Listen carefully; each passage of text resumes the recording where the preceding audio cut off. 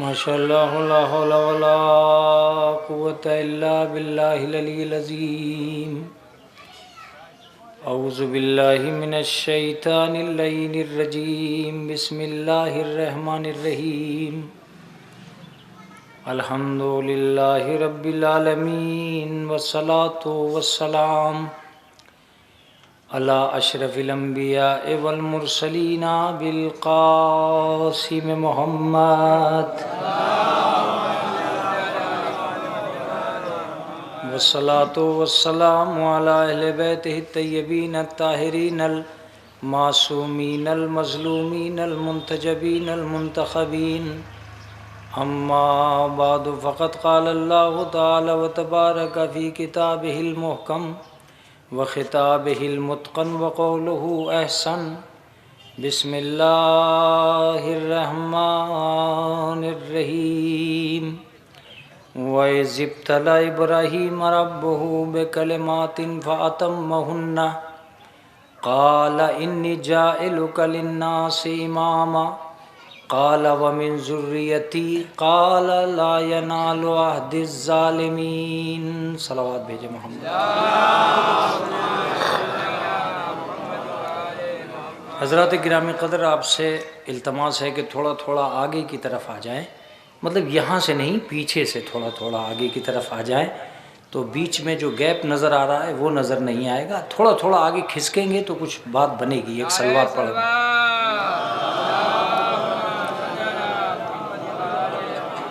यहाँ वालों की तो गर्दन दुख जाएगी अगर वो बहुत ज़्यादा करीब आ जाए।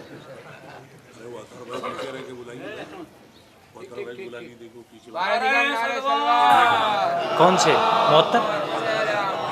अत्थर साहब आगे आ जाएं। अत्थर साहब आगे आ जाएं। अच्छा, मास्टरों की दुनिया। सलवात पहले मोहम्मद वाला।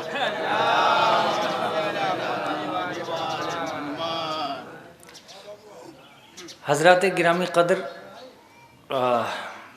ये एक ईसाले सवाब की मजलिस है और एक ऐसे मोमिन जो हमेशा आज़ादारी से मुताल्लिक़ रहे, जिन्होंने इस्लाह में अपना हमेशा तासुर रखा। और ये इत्तफ़ाक़ वक्त है कि नेकियों का न जाने कौन सा ज़ख़ीरा था जिन्होंने उनको उसकी औलाद के सिलसिले से जवाबन पेश कर दिया।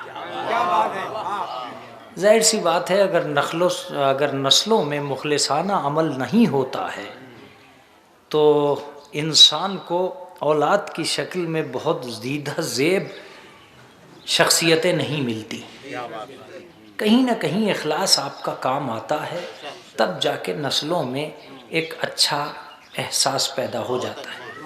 आज हम जिसकी मजलिस में शरीक हैं, यकीनन उसका बेटा, उसकी बेटी आलमी पैमाने पर दीन व इस्लाम की तबलीग में मगन है। और जाहिर सी बात है, जहाँ उनकी शख्सियत उरूज पर पहुँच रही है, वहाँ जलालपुर की बस्ती भी उनके साथ साथ पहुँच रही है। वो अपने आप को इस खमीर से जुदा नहीं कर पाएंगे। शायद इसी वजह से नैयर साहब ने ये कहा कि हमें है फ़ख्र कि हम भी जलालपुर के हैं। तो ये जो लफ्ज़ है ये गूंजेगा और ये इफ्तिखार जो है ये मंजिल मकसूद को ज़रूर छुएगा। मैंने आज जिस आया करीमा को अपना उन्वान कलाम करार दिया है, उसमें एक आयत जो मशहूर व मारूफ़ है, और वो ये है कि हमने इब्राहीम को आज़माया, उन्होंने इम्तहान को मुकम्मल कर दिखाया। हमने उनसे कहा कि हम तुम्हें लोगों का इमाम बना रहे हैं, उन्होंने अपनी औलाद के लिए तमन्ना कर दी। हमने कहा कि ये ओहदा कभी भी जालिम को नहीं मिलेगा। ये एक लफ्ज़ था जो मेरे और आपके ज़रिए से गुज़रा, और मैं ये समझता हूँ कि इस लफ्ज़ में सबसे ज़्यादा अहम मौजू जो इस वक्त मद्देनज़र है, और आगा जौहरी साहब ने भी मुझे उसकी तरफ मुतवज्जे किया, वो लफ्ज़ इमाम है। मैं इस तारीख़ में बैठकर किसी और तरफ जाऊँ ये मुमकिन नहीं था, लेकिन मजलिस को मजलिस भी बनाना ज़रूरी है और मौजू तक ले जाना भी ज़रूरी है। इसलिए मैं एक लफ्ज़ ज़रूर कहूँगा कि खिलकत इंसानी कभी भी ज़रूरतों से दूर नहीं रहा। एहतियाज हमेशा इंसान पर टूट टूट के बरसी है, लेकिन खालिक़े कायनात ने भी नेमतें देने में कभी कमी नहीं की है। जितनी एहतियाज तड़पती रही उतना ही अताए खुदावंदी का सावन इंसान पर बरसता रहा। ये मांगता रहा, वो देता रहा। ये मोहताज होने का ऐलान करता रहा, वो कादिर मुतलक होने की दलील देता रहा। एक सलावत पढ़ दे मोहम्मद वाले मोहम्मद। जितनी ज़रूरतें इसे पढ़ती चली गईं, परवरदिगार आलम इसे अता करता चला गया। उसमें ये मुनहसिर नहीं है कि ज़मीन ही परवरदिगार ने दी हो, आसमान भी उसी ने दिया। ये ज़रूरी नहीं है कि तारे उसी ने दिए हों, चमक भी उसी ने दी। ये ज़रूरी नहीं है कि चाँद उसी ने अता किया, चांदनी भी उसी ने अता की। सूरज भी उसी की देन है, किरणें भी उसी की देन है। तो इसका सरीही मतलब यह है कि इंसान को परवरदिगार आलम ने ज़रूरतों के दामन को कभी सिमटने नहीं दिया और अपनी अता का सावन हमेशा बरसाता रहा, ताकि इंसान कदम कदम पर शुक्र के सजदे करता रहे। नेमतों का ये हुजूम अगर यहाँ तक रुक जाता तो मैं भी कह देता कि कोई मसला नहीं है, लेकिन अल्लाह ने इससे आगे भी इंतज़ाम किया।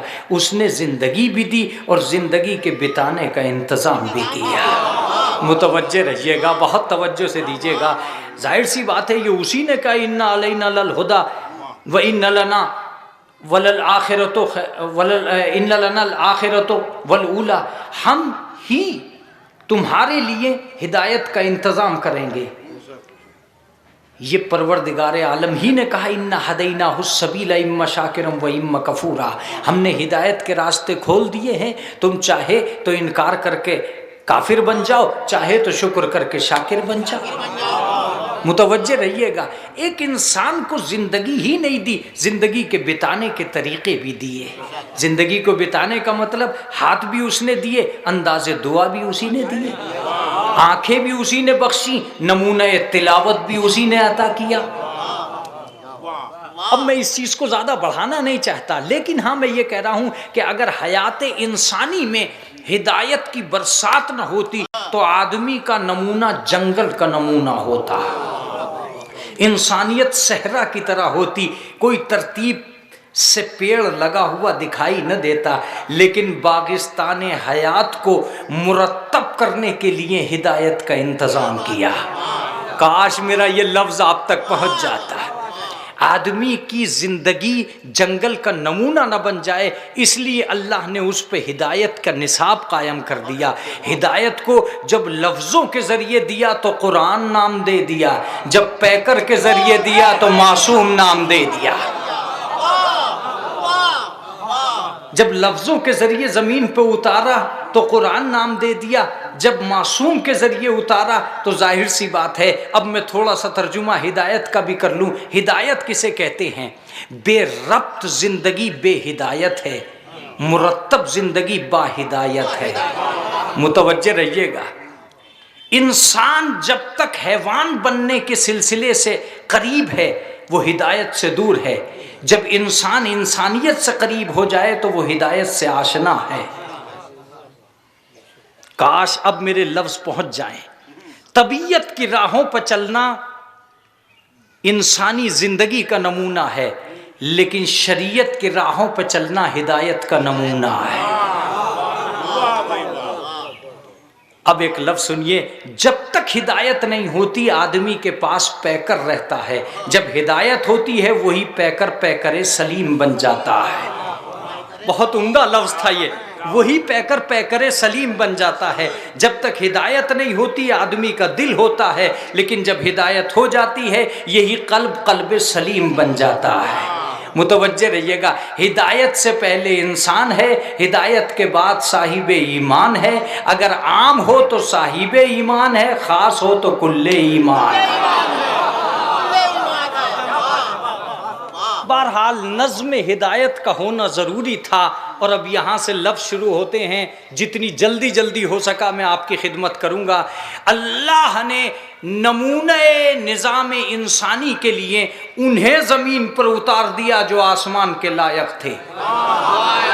मैं मजलिस पढ़ चुका, मैं मजलिस पढ़ चुका हूँ इस लफ्ज में, उन्हें जमीन पर उतार दिया जो आसमान पर रहने के लायक थे। जाहिर सी बात है उन्हें जमीन पे ये कह के उतारा, मेरे हबीब तुम्हें जमीन पे जाना पड़ेगा, इसलिए कि अगर तुम जमीन पे नहीं गए तो कोई बुलंदियों पे आने के काबिल ही नहीं होगा।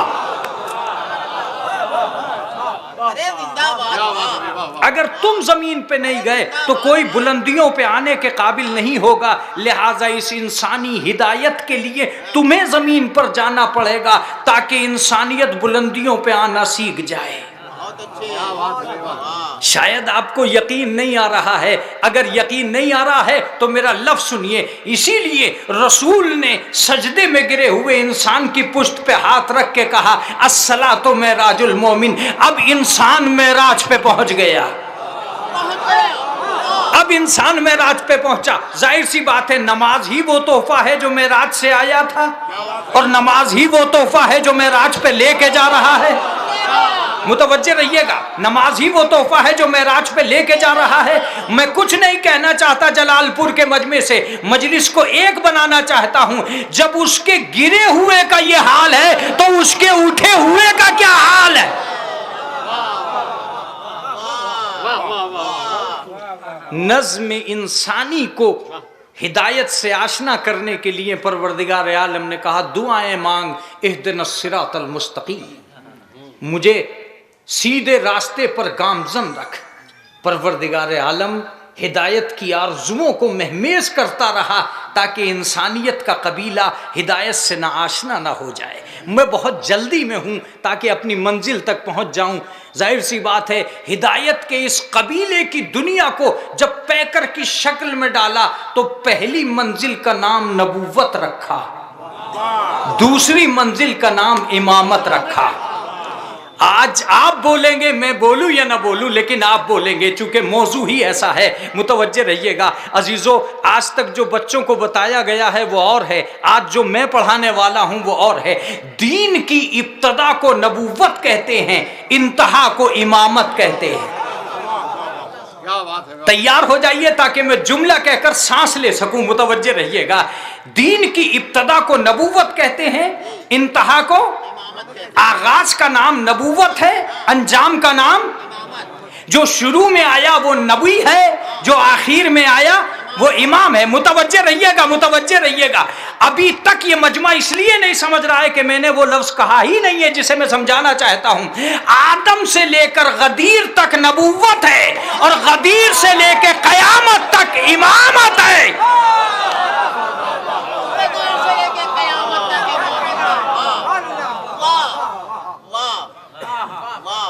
का मौलाना तर्जुमा तो बहुत अच्छा किया, बड़ा खूबसूरत सा लग रहा है, बहुत अच्छा भी महसूस हो रहा है, लेकिन इसमें थोड़ा हमें बताइए। अल्लाह जानता था कि कल ये बहस होगी कि मौला के माना क्या हैं, दोस्त के हैं, नासिर के हैं, वली के हैं, मददगार के हैं, किस माना में है?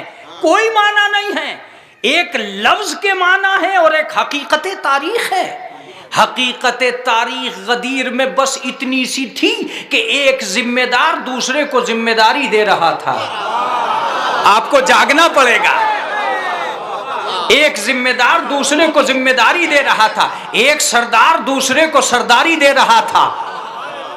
रसूल बस इतना कहना चाहते थे कि आज तक का जिम्मेदार मैं हूं और कयामत तक का जिम्मेदार ये है।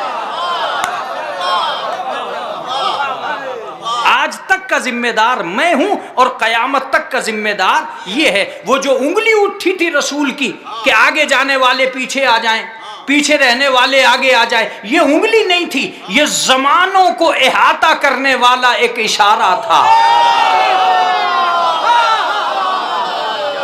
अरे जलालपुर में यही तो मजा है मजलिस पढ़ने का। ये उंगली नहीं थी, ये जमानों को इहाता करने वाला, महसूर करने वाला एक इशारा था। आगे की उंगली ने बताया कि आदम तक का आदमी अली को माने, और पीछे की उंगली ने बताया कि कयामत तक का आदमी अली को माने।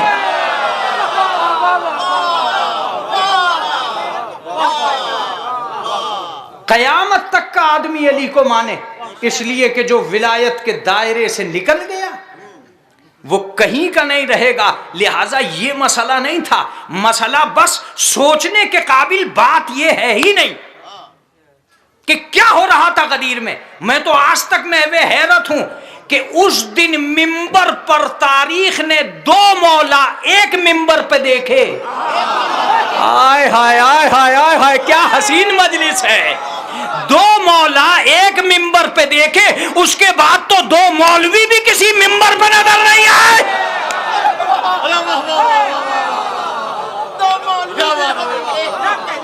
अकेला ही बैठा है जहां बैठा है।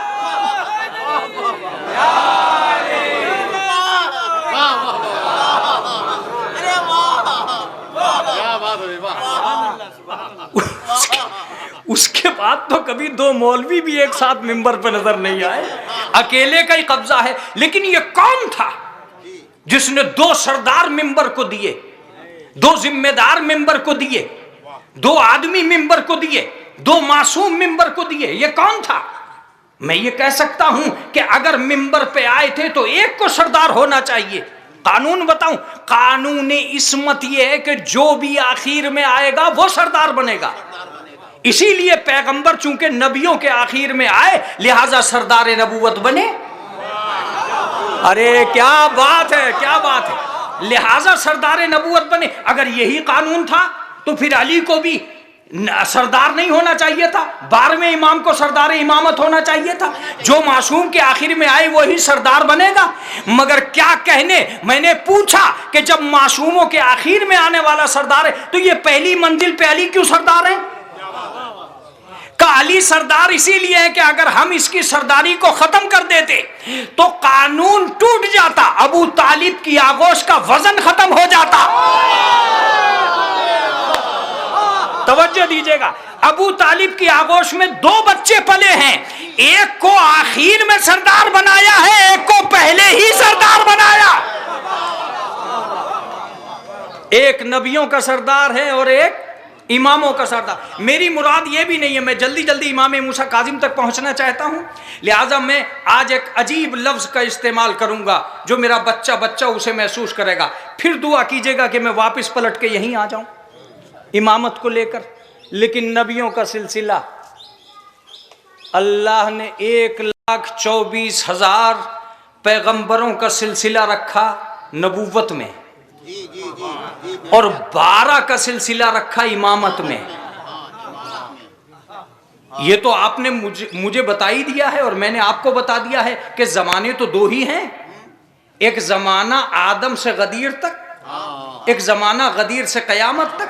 मुझे बस इतना और बता दीजिए कि जमाना बड़ा कौन सा है? वो जमाना जो खत्म हो गया वो बड़ा है या जो अभी तक खत्म ही नहीं हो रहा है? मेरा हसीन मजमा, नबी कहीं तो जाके नबूवत खत्म हो गई जो खत्म ही होने का नाम नहीं ले रही है। भाई नबियों के सबसे बड़े आदमी अतवलुन नबीयीन, अतवलुन नबीयीन सबसे बड़े, कोई कहता है 900 साल के थे, कोई कहता है 1300 साल के थे। तो इसका मतलब यह कि नबियों का सबसे बड़ा उम्र दराज इंसान 900 साल का, उनका आखिरी 1200 साल का हो चुका।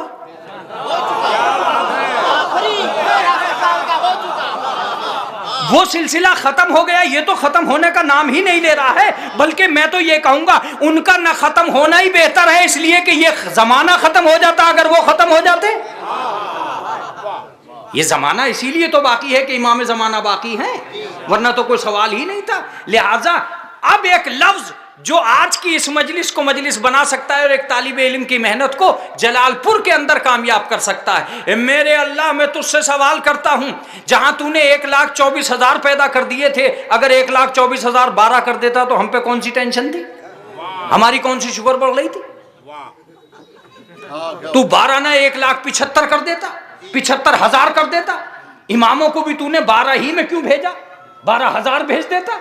जैसे नबूवत में 1,24,000 भेजे, ये भी 12-13,000 भेज देता, इसी में काउंटिंग हो जाती, या नबियों ही के सिलसिले को आगे बढ़ा देता। बात क्या थी? इसका मतलब यह है कि नबूवत के सिलसिले को रोका और इमामत के सिलसिले का आगाज किया।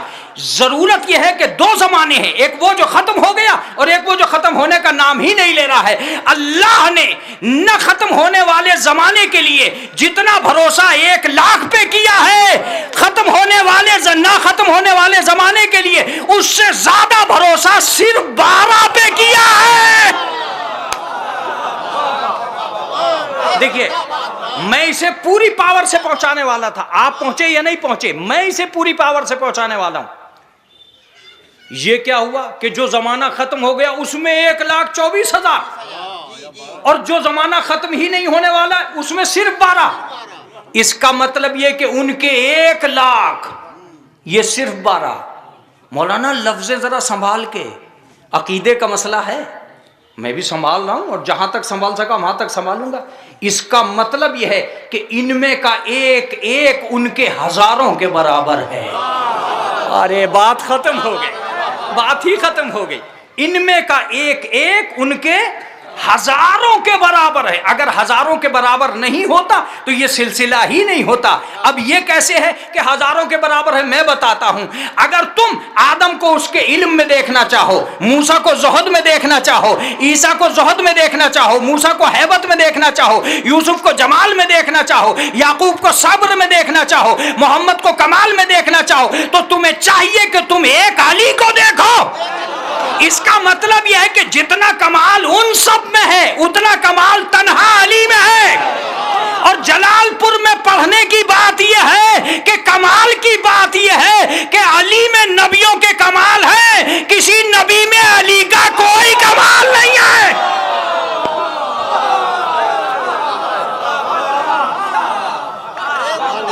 कमाल की बात यह है। तो अब एक लफ्ज सुनिए, जिस इमामत का पहला ऐसा है,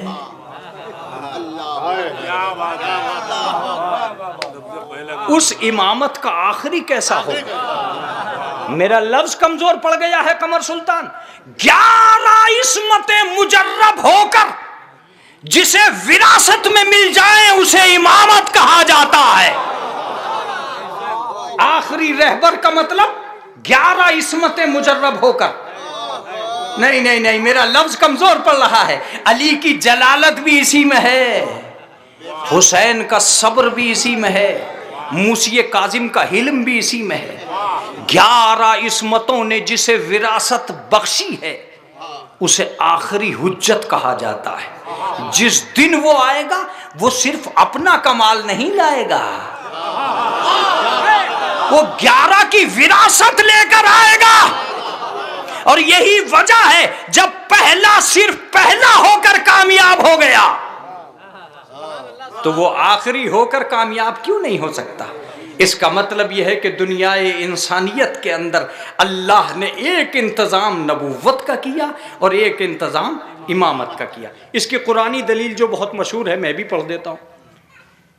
नबूवत नाम है शरीयत के लाने का, इमामत नाम है शरीयत के पहुंचाने का।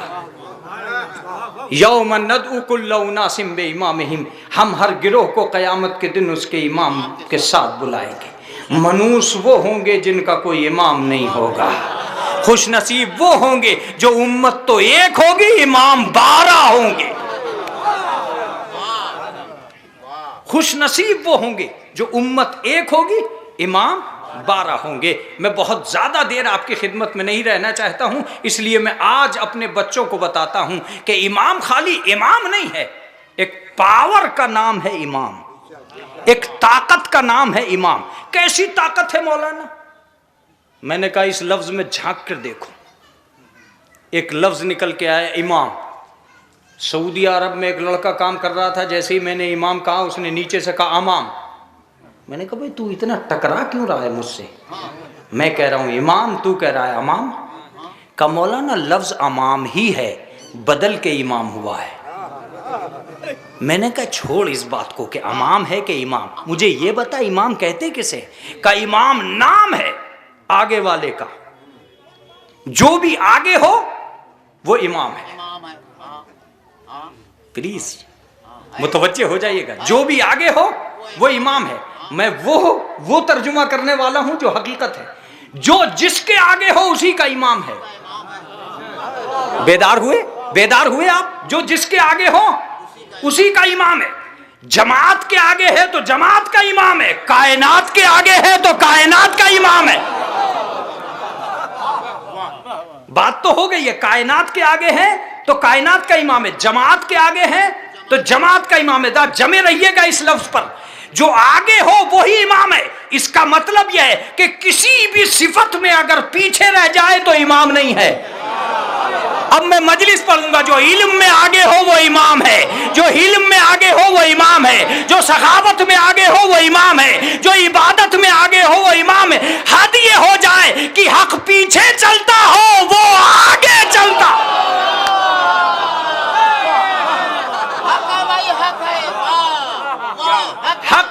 हक पीछे चलता हो वो आगे चलता हो। अब तर्जुमा करूंगा, जो हक के पीछे चले वो आवाम होता है, जिसके पीछे हक चले वो इमाम होता।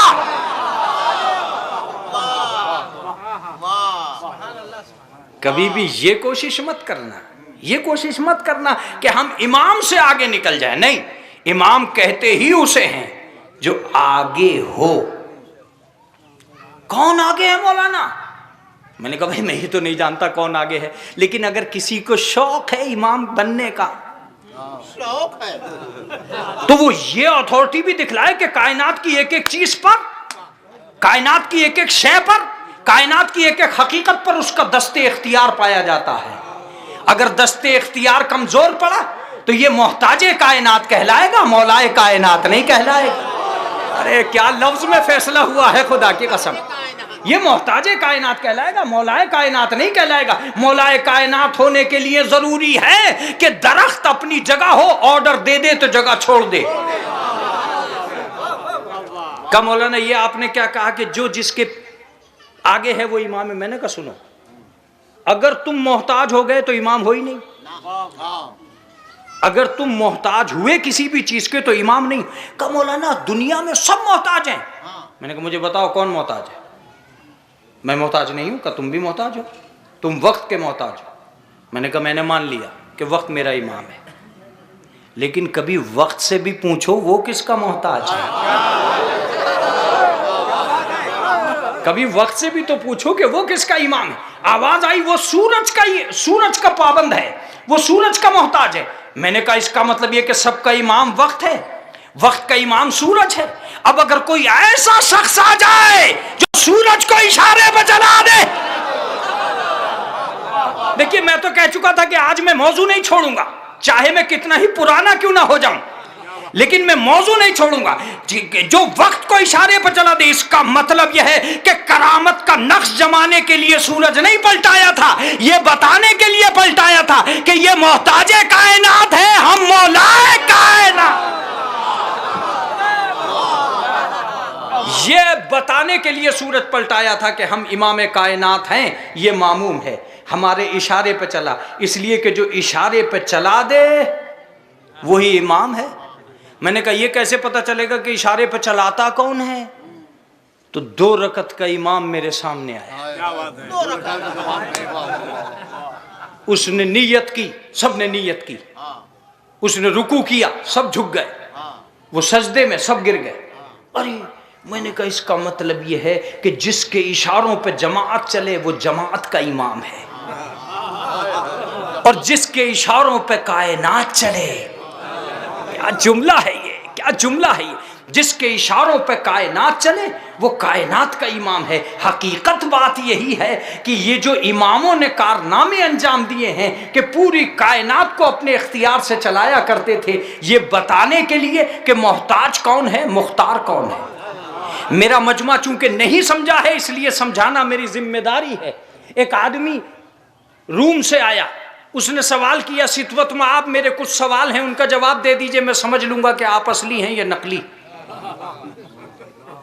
सितवत में आप किसी का जवाब देना नहीं जानते थे, लाठियां बरसाना जानते थे। उन्होंने कहा पीटो, इतना पीटो के सवाल करना भूल जाए। कभी कभी सवालों को दबाने के लिए झगड़े करा दिए जाते हैं। एक सलावत पढ़ दे मोहम्मद वाले मोहम्मद।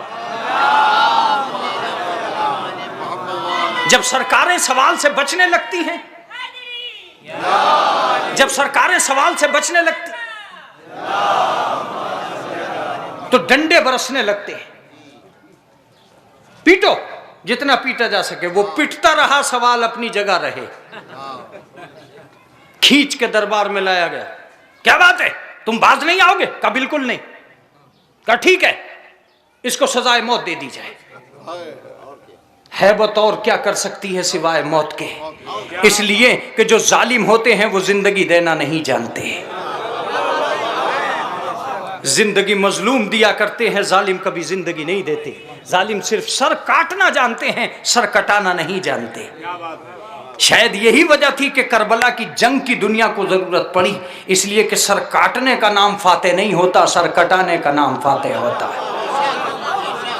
तारीख़ इंसानियत अदब की दुनिया में गर्क होने लगी।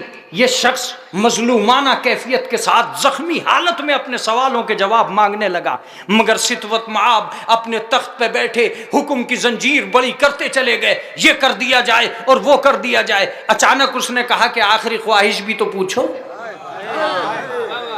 कब बताओ क्या ख्वाहिश है? कब मैं पानी पीना चाहता हूँ। कैसे पानी दिया जाए? पानी दिया गया। ये बात तय है कि हुकूमतें हमेशा ये चाहती हैं कि हमारी कोई तारीख भी लिखी जाए। उसने पानी को होंठों से लगाया, मगर आज पिया न कल पिया। क्या बात है, तुम पीते क्यों नहीं हो? जैसे ही ये लफ्ज कहा उसने गिलास हिलाया मगर पिया नहीं। इन्हें गुस्सा आ गया, इसलिए कि जो कमजर्फ होते हैं उन्हें गुस्सा जल्दी आता है। फौरन हुक्म सादिर किया, जब तक ये इस पानी को न पी ले इसे सजा न दी जाए। जैसे ही ये लफ्ज आया कि जब तक इस पानी को न पी ले, उसने फौरन पानी जमीन पे गिरा दिया कि हुजूर आप ही ने कहा है जब तक मैं इस पानी को न पी लूं। जाहिर सी बात है अब तक ये मजबूर था, अब ये मजबूर थे। एक सलावत पढ़ दे मोहम्मद वाले मोहम्मद। अब ये मजबूर दिखाई देने लगे। क्या हुआ, मैं क्या करूं, कहां लेके जाऊं? कहा ठीक है, ये पानी नहीं पिया जाएगा। जब कोई बात नहीं बन पड़ी, एहतियाज का दफ्तर खुलता चला गया, हर आदमी मोहताज दिखाई देने लगा, तो एक ही आवाज उठी, बुलाओ अली को। इसलिए कि हल्लाले मुश्किलात उसके अलावा कोई नहीं है। मैं एक लफ्ज कहता हूं, अली कभी भी दरबार में जालिम की मदद करने नहीं गए थे, इस्लाम की मदद करने गए थे। अगर मसला सवाल का ना होता तो अली कभी भी न जाते। पता यह होता है कि हुकूमतों में सवाल उठते हैं, अली के यहाँ जवाब दिए जाते हैं। क्या जुमला था ये, अली के यहाँ जवाब पैदा होते। अली आए, क्या मामला है? कहा मुझ पे इल्जाम है, मुझे कत्ल कर दिया जाएगा। कहा ठीक है, तूने क्या हरकत की? कहा मैंने पानी जमीन पे गिरा दिया। जब तक ये पानी ना आ जाए ये मुझे सजा देने को तैयार नहीं है। अली ने कहा तू तैयार है? कहा बिल्कुल, अगर कोई इस पानी को ज़र्फ़े आब में ले आए। मैं क़ज़ाए अमीरुल मोमिनीन के लफ्ज दे रहा हूं। अली ने यह नहीं कहा कि पानी का कटोरा मेरे हाथ में दो, ज़र्फ़े आब मेरे हाथ में दो। अली ने कहा ज़र्फ़े आब इसके हाथ में दे दिया जाए। जाहिर सी बात है कमाल तो अली में था, उसमें थोड़ा ही था। मगर अली ने यह नहीं कहा कि ज़र्फ़े आब मेरे हाथ में दो, उसके हाथ में दो। जैसे ही उसके हाथ में ज़र्फ़े आब आया, अबू तुराब ने तुराब की तरफ देखा है और एक लफ्ज कहा कि बगैर मिलावट के जैसा पानी लिया था वैसा ही वापस कर दे। सारी दुनिया ने देखा कि जमीन ने बगैर जर्रात मिलाए पानी को उठाकर ज़र्फ़े आब में पहुंचा दिया। या अली ये आप क्या कर रहे हैं? का मैं ऐलान कर रहा हूं मोहताजे कायनात कौन है? मौलाए कायनात।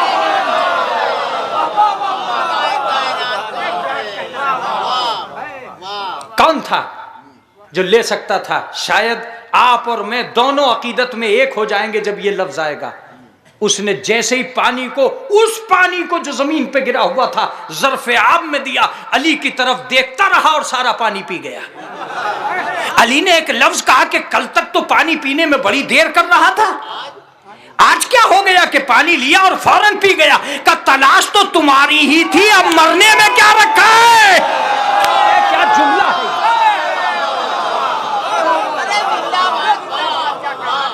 तलाश तो तुम्हारी थी, अब मरने में क्या रखा? बस खत्म हो गई बात। नारे सलवात। तलाश तुम्हारी थी, अब मरने में क्या रखा। अब क्या होगा? इसका सरीही मतलब ये हुआ कि इख्तियार को मंजिल मकसूद पे पहुंचाना ये इमामत का काम है। अजीजों मुतवज्जे रहिएगा, इमामत एक इख्तियार का नाम था, एक कुदरत का नाम था, एक ऐसी ताकत का नाम था जिस ताकत के मुकाबले पे कोई ताकत नहीं आ सकती। अब एक इल्जाम जरूर आयद होता है, वो इल्जाम यह है कि जब ये ताकतवर थे तो इनके गले में रस्सी क्यों आई, जब ताकतवर थे तो एक बीवी ने जहर मिलाकर क्यों खा दिया। मैं एक ही लफ्ज कहूंगा, अगर मेरा जलालपुर सुन रहा है तो तारीख बन जाएगी नेट पर। जो मारने वाले पे भरोसा करे वो और होता है, जो बचाने वाले पे भरोसा करे वो और होता है। इन्हें इल्म दिया गया था, इल्म इमामत। इल्म इमामत जानती थी कि शहादत कहां होनी है। अगर ये मस्जिद कूफा न जाते तो सवाल उठता कि तुम्हें मारने वाले पे भरोसा था। अगर ये जहर न खाते तो सवाल उठता कि तुम्हें मारने वाले पे भरोसा था। इमाम हसन को कई मर्तबा जहर दिया गया, इमाम मूसा काजिम को कई मर्तबा जहर दिया गया। हर मर्तबा बच जाने का मतलब जहर जरूरी नहीं है कि खत्म ही कर दे। इसका मतलब यह कि जिनका भरोसा कुदरत पे होता है वो कभी मौत से नहीं डरते। ये बात तो इब्राहिम से पूछो कि वो आग में क्यों कूद गए। उन्हें यकीन शोलों पे नहीं था, परवरदिगार पे था। ये बात तो यूसुफ से पूछो, वो अंधे कुएं में क्यों कूद गए। उन्हें यकीन उस पानी पे नहीं था, अल्लाह पे था। अल्लाह ने बचा के बताया कि हम हैं तो इमामत है। इसका सरीही मतलब यह हुआ कि जिनके भरोसे परवरदिगार पे होते हैं वो इमाम होते। आज मैं एक लफ्ज कहूंगा, हम जब बहुत ज्यादा निखर जाते हैं तो मुत्तकी बनते हैं, वो जब पैदा होते हैं तो इमामुल मुत्तकीन होते हैं। क्या लफ्ज है मेरा, तवज्जो दीजिएगा। हम जब अमन अमान की वादी को उबूर कर लेते हैं तो मोमिन बनते हैं, वो जब दुनिया में कदम रंजा होते हैं तो अमीरुल मोमिनीन होते हैं। हम उनकी दुनिया तक नहीं जा सकते। बस इतना जरूर कहूंगा कि उम्मत अपनी जगह है, इमामत अपनी जगह है। जो जिहालत को इल्म तक लाए वो उम्मत है, जो इल्म को इल्म तक लाए वो इमामत है। बातें खत्म हो चुकी, मजलिस भी तमाम हो चुकी। अब मेरे पास 15-20 मिनट बाकी बचे हैं। इनके हिसाब से तो ज्यादा बचे हैं जौहरी साहब के, लेकिन मेरे पास बहुत कम टाइम है। मौलाना क्या वजह बनी कि गले में रस्सी, गले में रस्सी। मैंने कहा ये सवाल कमर सुल्तान से मत करो, खुद मौला से करो कि आपके गले में रस्सी, गुस्सा क्यों नहीं आ रहा है। का एक आयत पढ़, ला यनालु अहदिस जालिमीन, ये ओहदा जालिमीन को नहीं मिलेगा। आय हाय आय हाय।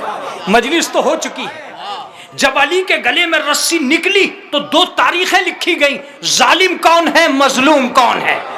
इतनी जल्दी कोई पढ़ भी नहीं सकता था, जालिम कौन है, मजलूम कौन है। इसका सरीही मतलब यह हुआ कि इमामत का एक कारनामा यह था कि वो ये जता दे कि जालिम कौन होता है, साबिर कौन होता है, ये कौन होते हैं गले में रस्सी डालने वाले। मगर आज ही तो पता चलेगा कि असली कौन है, नकली कौन है।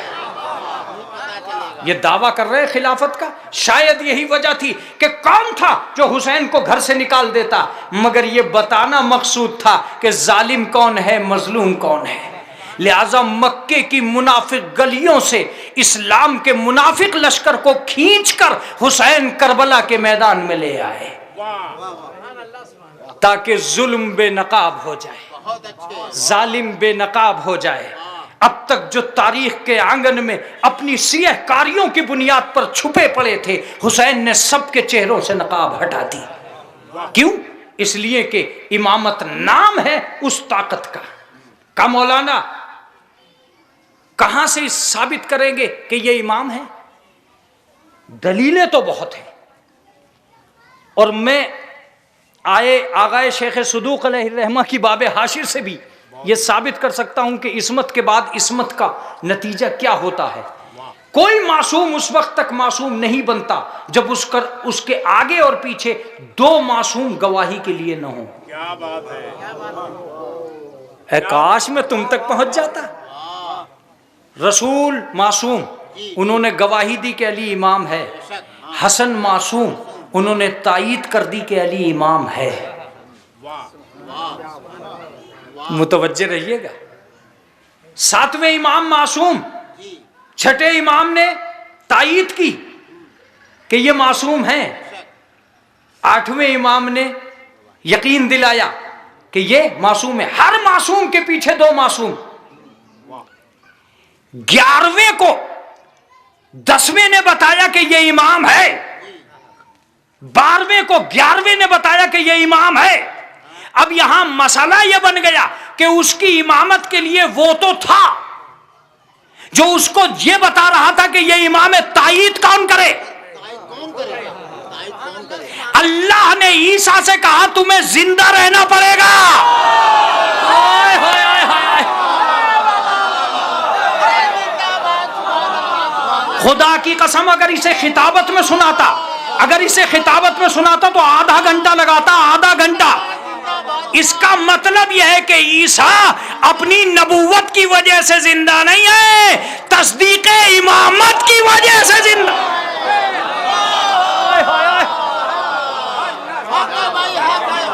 अरे जलालपुर की मजलिस है, जाफर जौहरी साहब, इसको ऐसे नहीं छोड़ा जाएगा। सुने, गौर से सुने। ये कैसे हो सकता है जिंदा? हमें मुझे पता नहीं जिंदा कि नहीं जिंदा। जलालपुर का भरा हुआ मजमा नेट के जरिए से पूरी कायनात को यह दलील देने जा रहा है कि इमाम क्यों जिंदा है। रसूल इस्लाम के हाथों से एक दिन एक ममशूका गिरा, उसका तर्जुमा जाके ढूंढ लेना जी। ममशूका गिरा, मैं कहां तक तावीज खोले जाऊंगा। ममशूका गिरा, एक आदमी ने उठा के दे दिया। रसूल इस्लाम ने फरमाया ज़ादक अल्लाह उम्रक, अल्लाह तेरी उम्र को दराज करे। रिवायतें लिखती है 300 साल जिंदा रहा।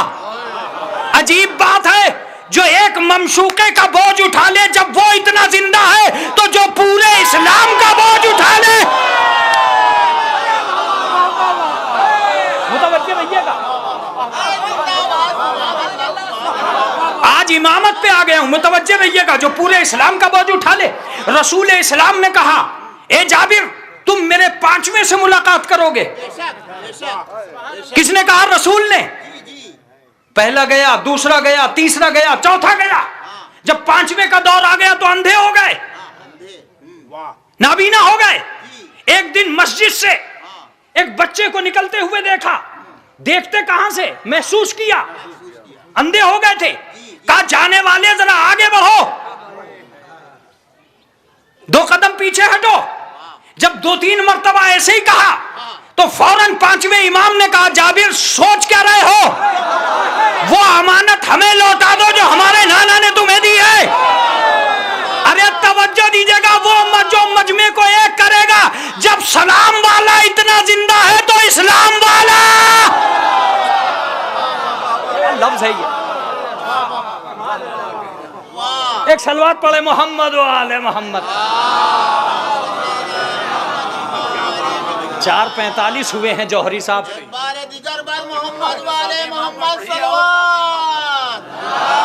7वें इमाम पे आ रहा हूं।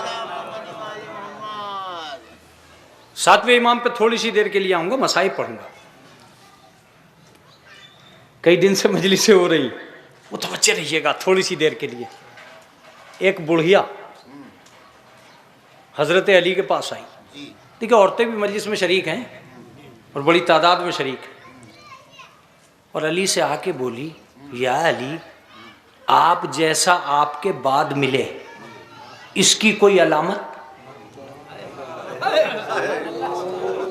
बेदार हैं, तैयार हैं? कहा ठीक है। जैसे ही ये कहा, अली ने कहा उठाओ पत्थर।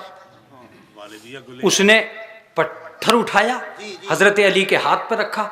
हजरत अली ने अपनी अंगूठी को उस सख्त पत्थर पे दबाया, उसमें अंगूठी का नक्श उभरा। अली ने वापस लौटा के कहा कि जा, जो ऐसा कर दे समझ लेना वो हम जैसा है। हाय हाय हाय हाय, बेदार रहिए, सलामत रहिए। सलामत रहिए। जैसा मजमा आया है वैसी मजलिस अब होनी चाहिए। 15 मिनट से ज्यादा नहीं रहूंगा मिंबर पे। कजा उस बुढ़िया ने फौरन उसको चूमा। मैंने कहा चूम क्यों रही है? का इमामत से जो भी मिले वो चूमने के लायक है। आज पता चला कि अलम को क्यों चूमा जाता है, आज पता चला कि ताजिए को क्यों चूमा जाता है। ये इमामत से मंसूब अशिया हैं जिनका चूमना इसलिए जरूरी है कि उनकी इज्जत नहीं बढ़ती, हमारा विकार बढ़ जाता है। ये क्या जुमला है ये? उनकी इज्जत नहीं बढ़ती, हमारा विकार बढ़ जाता है। चूमो। बुढ़िया चली गई, फिर वापस पलट के आई। इमाम हसन को दूर से वो पत्थर दिखा के, मजमा बहुत था, दूर से पत्थर दिखाया। इमाम ने देखा गौर से, चीख के बोली पहचानते हो? का क्यों नहीं पहचानूंगी, क्यों नहीं पहचानूंगा, मेरे अच्छे बाप का नक्श है। अरे आप बेदार हैं?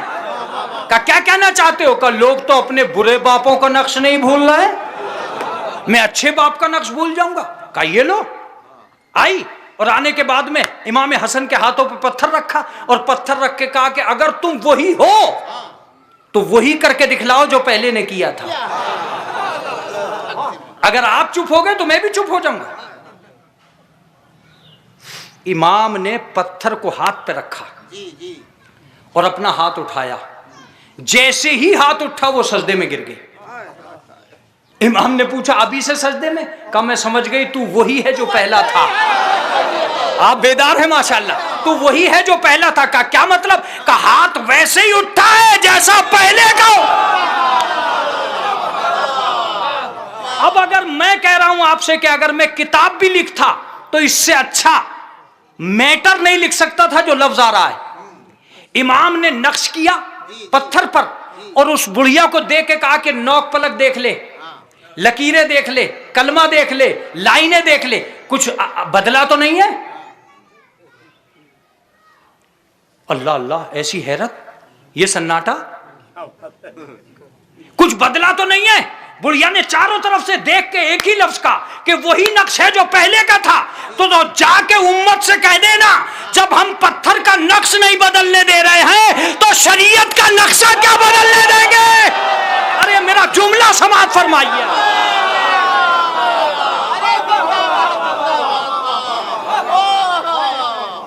जब हम पत्थर का नक्श नहीं बदलने दे रहे तो शरीयत का नक्शा क्या बदलने देंगे? जाओ। बुढ़िया चली गई। अब देखिए ज्यादा जोर मत लगाइएगा, शुगर अप डाउन कर सकती है, ज्यादा जोर मत लगाइएगा। बुढ़िया इमाम हसन के बाद फिर वापस आ गई। अब इमाम हुसैन को नक्श दिखा के बोली पहचानते हो? क्या क्यों नहीं पहचानूंगा, मेरे भाई और मेरे बाप का नक्श है, पहचानता हूं।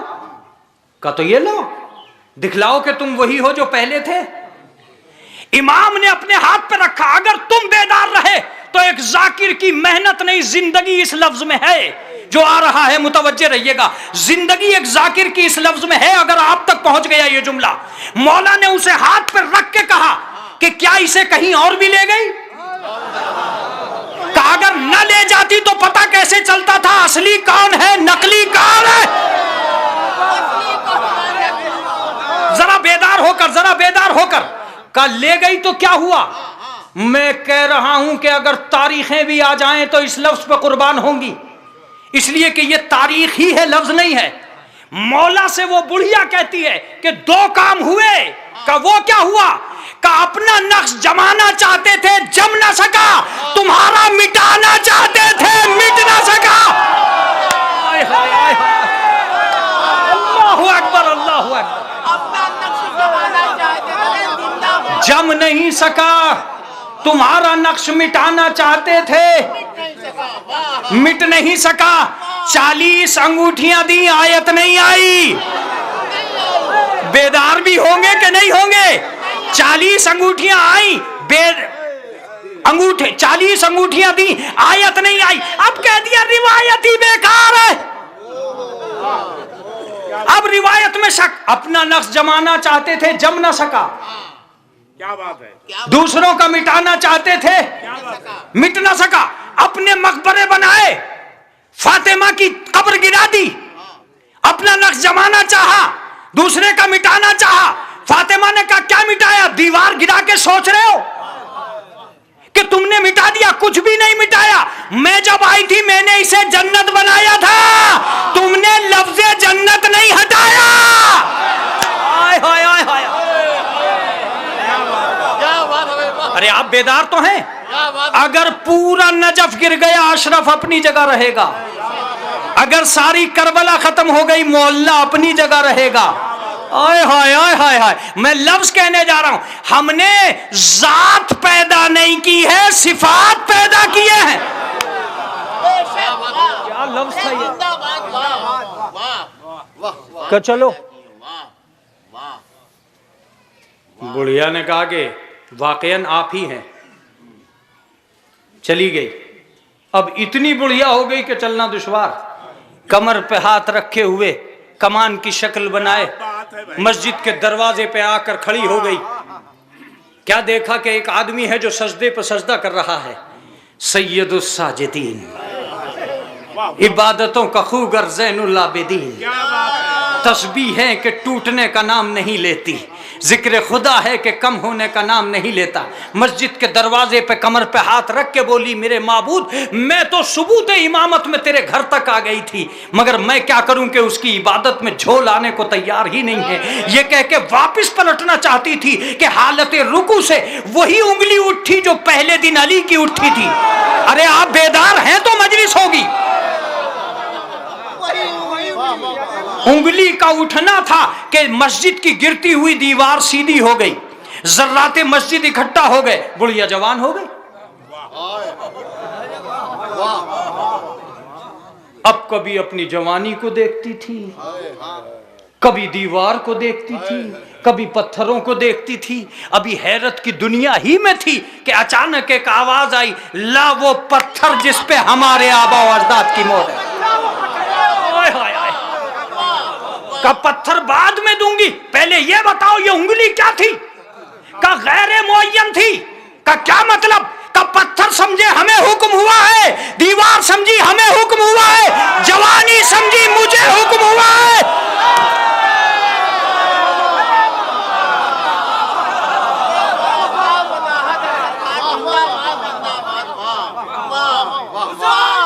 जीवानी जवानी समझी।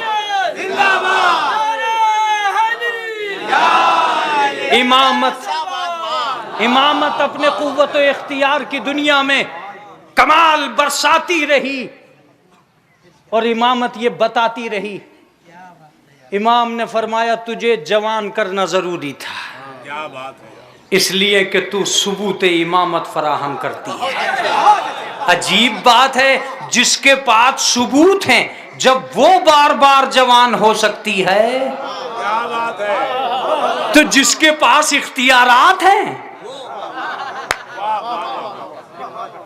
नवे इमाम के पास पहुंची नवी मोहर लेने, जब 12वें इमाम आएंगे तो ये 11 मोहरें लेकर आएगी और 12वें से कहेगी इस पे आखिरी मोहर लगाओ ताकि जमाने का आखिरी दिन आ जाए। एक सलावत पढ़ दे मोहम्मद वाले मोहम्मद। अलगरज इमामत अपने इख्तियार पे जिंदा है। यही वजह है कि बादशाह तख्त पे बैठ के परेशान, ये कैद खानों में रह के मुतमईन। आज एक लफ्ज सुनिए मुझसे जो इस मजलिस का सबसे बड़ा लफ्ज होता है, उनकी बादशाहत का तख्त कहां था ये देखने कोई नहीं जाता, हमारा इमाम कैद कहां था।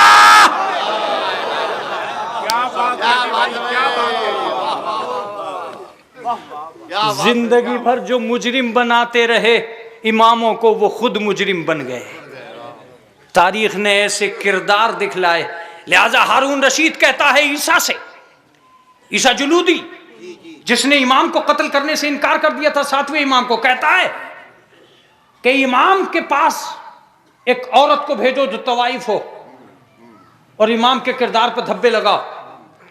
उस औरत को तोते की तरह पढ़ा के भेजा, ये कहना और वो कहना। कैद खाने में दाखिल कर दिया गया।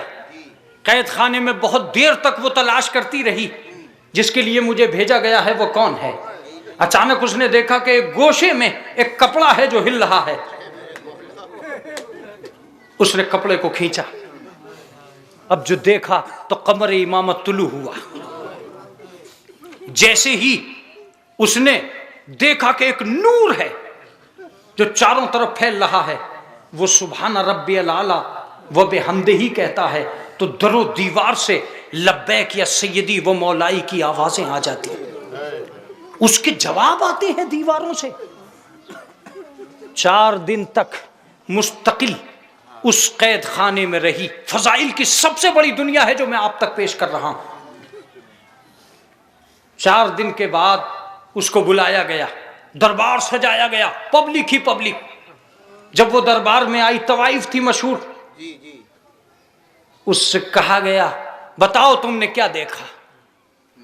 जैसे ये जुमला कहा बताओ तुमने क्या देखा, उसने बादशाह की तरफ देख के कहा बादशाह वो बताऊं जो मैंने देखा या वो बताऊं जो तूने बता के भेजा था। तारीख उलट गई, जिल्लत का सामान अजमत का सौदा बन गया। जिसे तौहीन करने के लिए भेजा था वो तौकीर का सबक बन गई। अब पब्लिक के सामने बादशाह ये कैसे कह दे कि तू वो बता जो मैंने तुझे बता के भेजा था। लिहाजा आजिज़ मजबूर दुनिया ने शौकत के नाम पर एक लफ्ज कहा कि बता वो जो तूने देखा का सुन जो मैंने देखा। मैंने आज तक कायनात में ऐसा इंसान नहीं देखा जैसा मैंने वहां देखा। मैं अगर आसमान पे भी जाती तो मलक इतने हसीन न होते जितना कैद खाने में है। मैंने ये देखा कि वो अगर सुबह को सर रखता था तो जोहर में सर उठाता था, जो वक्त बचता था कुरान की तिलावत करता था, वो सजदे में कुरान खत्म करता था। ए बादशाह, इस कायनात में कोई नहीं है जो उस जैसा हो। जैसे ही ये लफ्जें वजूद पजीर हुई, लरजने लगा, कांपने लगा, दरबारियों के तेवर बदलने लगे। वजीर ने एक ही लफ्ज कहा, महफिल को बर्खास्त कर दे वरना दुनिया इमामत के मोजज़े पर यकीन ले आएगी। वो एक मर्तबा खड़े हो के कहती है अशहदु अन ला इलाहा इल्लल्लाह व अशहदु अन्ना मुहम्मदन रसूलुल्लाह व अशहदु अन्ना मुहम्मदन रसूलुल्लाह। अब आवाज देती है व अशहदु अन्ना अलीयन वलीयुल्लाह। मैं गवाही देती हूं कि अली अल्लाह के वली। दरबार में ये गवाही देना थी कि ताकत लरजने लगी। रिवायत बताती है कि 2 मौलवियों ने तय किया कि आज हम इमाम के इल्म को चैलेंज करेंगे। लिहाजा वो दरबार में पहुंचे हराम और हलाल की बहस करने के लिए। जैसे ही बैठे वैसे ही जिंदान बान इमाम के पास आया और इमाम के पास आके कहता है कि मौला, मैं बाहर जा रहा हूं, अगर आपको कोई ज़रूरत हो तो बताइए, मैं कल लेता चला आऊँगा। कहा नहीं, मुझे कोई ज़रूरत नहीं है, तू चला जा। वो चला गया। जैसे ही गया, इमाम ने उन दोनों से कहा ये गया ज़रूर है मगर आ नहीं सकेगा। ये कहने लगे हम तो इनसे हराम और हलाल की बातें करने आए थे, ये तो इल्म गैब की बातें कर रहे हैं। अब अपने घर गए, रात को जाके तशवीश की तो पता चला वो रात में इंतकाल कर गया। इसका मतलब यह है कि जो अपने आज से बाखबर है वो अवाम है, जो अवाम के कल से बाखबर हैं वो इमाम है। बाबुल हवाइज इमाम मूसी काजिम वल काज़िमीन अल गैज़ वल आफ़ीना अनिन नास, जो गैज़ को पी जाने वाले, सब्र व ज़ब्त की तारीख़ मुसलसल लिखने वाले इमाम कहा जाता है। लेकिन अजीज़ों, एक रिवायत है कि 14 साल कैद रहे। लेकिन एक दूसरी रिवायत भी सुनो जो मैं तुम्हें सुनाना चाहता हूँ ताकि जलालपुर से इमाम ज़माना तक ये आवाज़ पहुँच जाए, इमाम ज़माना को ये पुरसा पहुँच जाए। 1 साल इमाम इस तरह की कैद में रहे कि सर उठा नहीं सकते थे। तुम्हें खुदा सलामत रखे, तुम्हारी औलादों को अल्लाह सलामत रखे। 2 इमाम ऐसे हैं जिनकी जुल्म सितम की वजह से कमर झुक गई थी। एक इमाम सैयद सज्जाद जो करबला से शाम तक सिर्फ अपनी जंजीर की वजह से झुक के चलते थे। इसलिए कि सैयद सज्जाद का गला जनाब सकीना की जंजीर से बंधा था। सैयद सज्जाद फरमाते हैं कि अगर मैं खड़ा होता था तो सकीना का गला घुटता था, लिहाजा मुझे झुक के चलना पड़ा।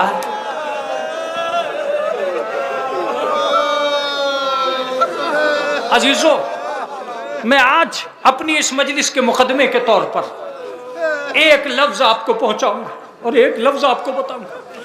एक रिवायतें तो वो हैं जो हमें तारीख ने बताया कि क्या गुजर रहा था, और दूसरी रिवायत वो है जो हमें मासूमीन ने बताया कि क्या गुजर रहा था। सुने और गौर से सुने। रिवायत यह है कि आशूर को, शबे आशूर, इमाम के खेमे को घेर लिया गया, यह रिवायत है। लेकिन ये मासूम ने बताया कि जनाब सकीना ने हुसैन अलैहिस्सलाम से कहा, बाबा यहां से कहीं और चल। कहा क्यों बेटा? कहा इसलिए कि जब भी मैं सोना चाहती हूं एक बीबी के रोने की आवाज आती है। कहा बेटा रोने दे, वो कोई दुखियारी माँ है जो रो रही है। कहा बाबा मुझे उसके रोने पर हैरत नहीं है, वो आपका नाम लेकर रोती।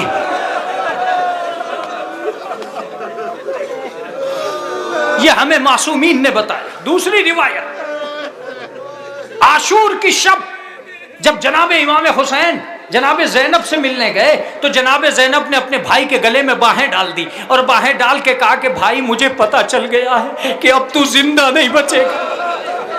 कहा ज़ैनब ये कैसे कह रही हो? कहा भाई मैं कई दिन से जिन्नातों के रोने की आवाज सुन रही हूं और ये उसी वक्त होता है जब कोई मासूम इस दुनिया से जाने वाला।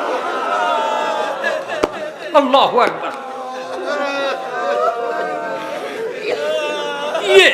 ये एक तारीख है कि 1 साल तक अहले बैत कैद रहे, लेकिन ये एक हकीकत है कि उस 1 साल में सैयद सज्जाद की रिवायत यह है कि हर रोज कैद खाने के करीब हमारी दादी फातिमा गिरिया करती थी। अल्लाहु अकबर, अल्लाहु अकबर।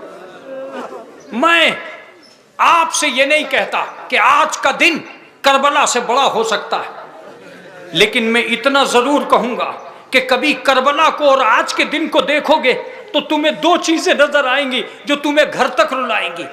एक जनाजा करबला में था जो बेकफन था, एक जनाजा बगदाद के पुल पे था। फर्क इतना था कि करबला के जनाजे पर जख्म बहुत ज्यादा थे, मगर बगदाद के पुल पर हथकड़ियां और बेड़ियां।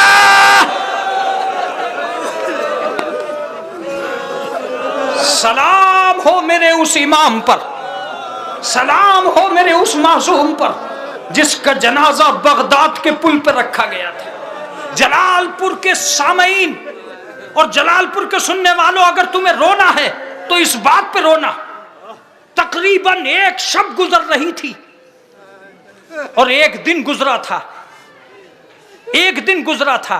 रिवायत ये बताती है कि बगदाद के पुल तक शिया आते थे और रोते हुए वापस चले जाते थे और एक ही जुमला कहते थे, ए हमारे वक्त के इमाम, हम इतने मजबूर हैं कि तेरा जनाजा दफन नहीं कर पा रहे। अजरुकुम अल्लाह। मेरे आखिरी जुमले और मजलिस तमाम। खुदावंद आलम आपको कोई गम न दे सिवाय गम आले मोहम्मद। ताहम मैं इतना जरूर कहूंगा कि छठे इमाम का जुमला याद रखिएगा कि हमारे अजदाद पे मातम करने वालों कभी भी घुट घुट के न रोना। हमारे अजदाद को तड़पा तड़पा के मारा गया। रिवायत ये बताती है कि कई मर्तबा जहर दिया गया। जब खाने में इमाम को जहर दिया तो इमाम ने अपने गुलाम से कहा कि सुनो, मेरा आज रंग जर्द पड़ जाएगा, कल मेरा रंग नीला हो जाएगा, और जब मेरे रंग में सियाही आने लगे तो समझना कि मेरी मौत का वक्त करीब आ गया है। सुनो, मेरे मरने से पहले मेरा बेटा जरूर आएगा। अल्लाहु अकबर, अल्लाहु अकबर। मेरे मरने से पहले मेरा बेटा जरूर आएगा। आसार इमामत उसके हवाले कर। अजीजों, इमाम का जनाजा चूंकि इमाम ही दफन करता है, लेकिन मैं इस्फहान के एक आलिम दीन की एक रिवायत आपके हवाले करता हूँ। और ये वही रिवायत है कि एक तो तारीख है जिसने ये बताया कि इमाम कैद खाने से इस हालत में लाए गए कि आपके हाथों में हथकड़ियां थी और पैरों में बेड़ियां थी। लाशा 3 दिन तक मेरा इमाम तड़पता रहा। लाशा कई दिन तक बगदाद के पुल पर रखा रहा। फिर शियों को यह इजाजत दे दी गई कि किसी भी तरह हो जनाजे को दफन किया जाए, कीमती से कीमती कफन दिया गया। इस सारी बातों के बावजूद रिवायत ये बताती है कि सबसे पहले एक कारनामा हुआ। वो कारनामा उस रिवायत के तहत है जिसे मैं आपके हवाले कर रहा हूँ। इस्फहान के एक आलिम दीन का हवाला इसमें बहुत ज़रूरी है। रावी लिखता है, वो बयान करते हैं कि जब इमाम का जनाजा बगदाद के पुल पे आया तो किसी में ताकत नहीं थी जो इमाम के करीब जा सके। हुकूमत के पहरे थे, लोगों को अजियत दी जा रही थी, इमाम के चाहने वालों को तकालीफ दी जा रही थी, इमाम के लोग घुट घुट कर रो रहे थे। अचानक इसी वक्त इसी मोहल्ले में एक लुहार रहता था,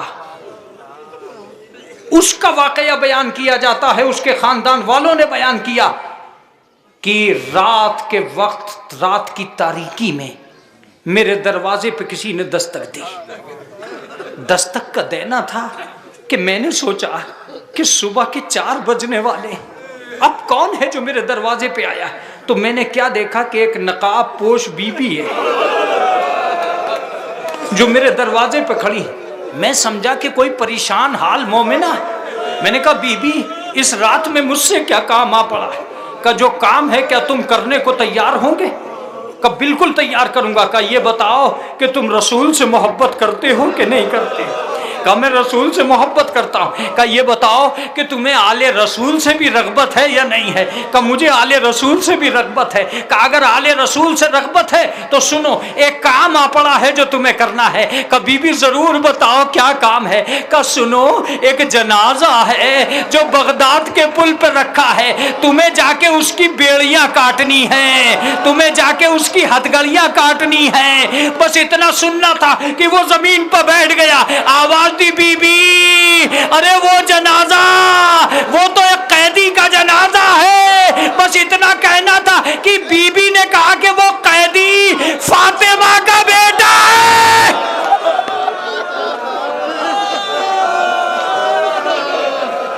वो फातिमा का बेटा है, बस इतना कहना था। उसने अपने बेटे का हाथ पकड़ा। अब अगर जान भी चली जाए तो मैं हथकड़ियां काटूंगा। रात की तारीकी में इमाम की हथकड़ियां काटी, बेड़ियां काटी, पैरों पे आके रगड़ने लगा। आवाज दी, अरे मेरे वक्त के इमाम, ए मेरे आका, एक ऐसा भी वक्त आ सकता है जब इमाम इब्ने इमाम, मजलूम इब्ने मजलूम, इमाम का बेटा इस तरीके से हालत ज़ार में हो। इन्ना लिल्लाहि व इन्ना इलैहि राजिऊन।